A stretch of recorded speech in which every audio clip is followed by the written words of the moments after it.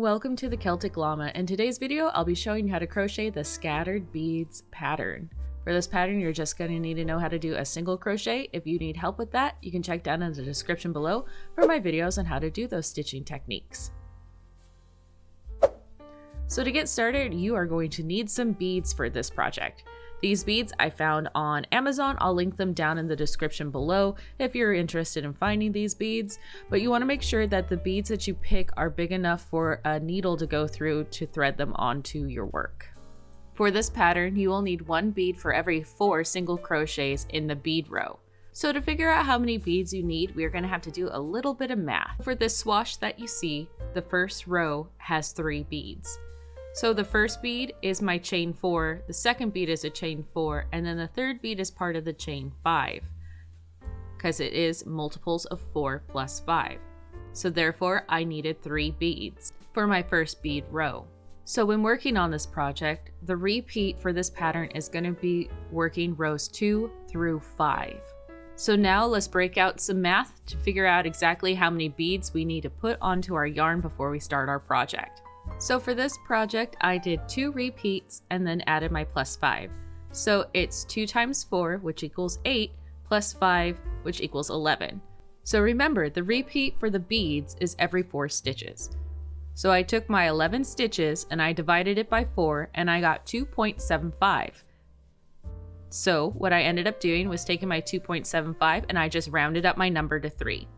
So whatever your number ends up being, just go ahead and round it up to the highest number. So because the repeat for this pattern is rows 2 through 5, in that repeat there is only going to be 2 rows of beads. So I took my 3 beads, I times it by 2, and I got 6. So to do 1 row of repeats, so again row 2 through 5, I needed to put on 6 beads. So for this project I ended up doing 3 repeats of the rows 2 through 5. So it would be 6 beads times 3 repeats gives me 18 beads. So for this project as well, I wanted it to end with the beads lining up from the bottom to the top. So I just added an extra little repeat. So it was an extra 3 little beads. So for this one, I have 21 beads total.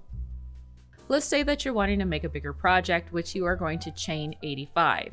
So that would be your multiples of 4 plus 5. So what you'd want to do is take your 85 chains and divide it by 4. That gives you 21.25. You want to round that up, so you'll need 22 beads for 1 row. Then, because again, there are 2 rows of beads in the repeat of rows 2 through 5, you want to do 22 beads times 2, which gives you 44 beads that you will need to do 1 project repeat of rows 2 through 5. So now let's say that you want to make your project 81 rows high. So what you'll do is you'll take your 81 and you'll subtract 1, because row 1 does not count for the repeat, so we'll just subtract that off. That'll give us 80 rows. So then you want to take 80 and divide it by 4, because again, rows 2 through 5 are the repeat. So that means that you will have 20 repeats of rows 2 through 5 for your project. Then we will take the number 20, because that is again how many repeats you have for your rows. And then you will take 20 and times it by 22, which again is how many beads you need for 1 section of repeat. So that means you will need to make sure that you have 440 beads on your yarn for your project before you start. So let's go ahead and jump into the project now. So you want to make sure that you thread on your beads before you start your project. That is definitely important. Or else you'll be undoing your work and having to start again. So you want to make sure that you're chaining multiples of 4 plus 5.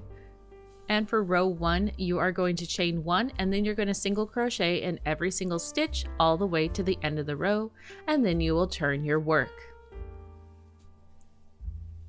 So for row 2, we are going to start off by chaining 1.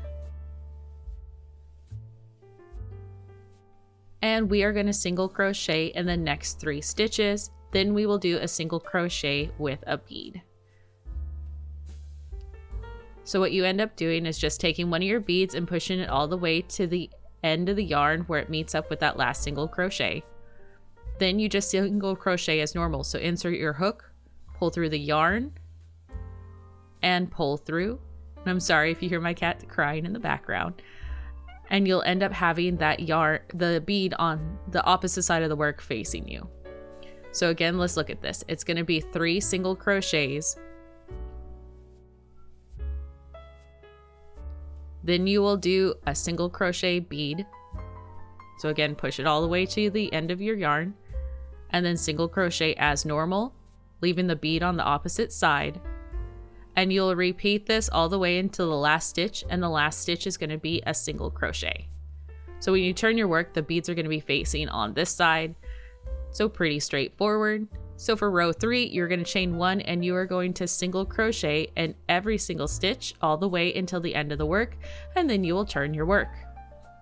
So for row 4, we are going to chain 1 and we are going to single crochet in the first stitch. Then we are going to do a 1 bead single crochet. So again, move your bead all the way to the end of your yarn and then single crochet. Then you'll work 3 single crochets and you'll repeat this until the end of the work.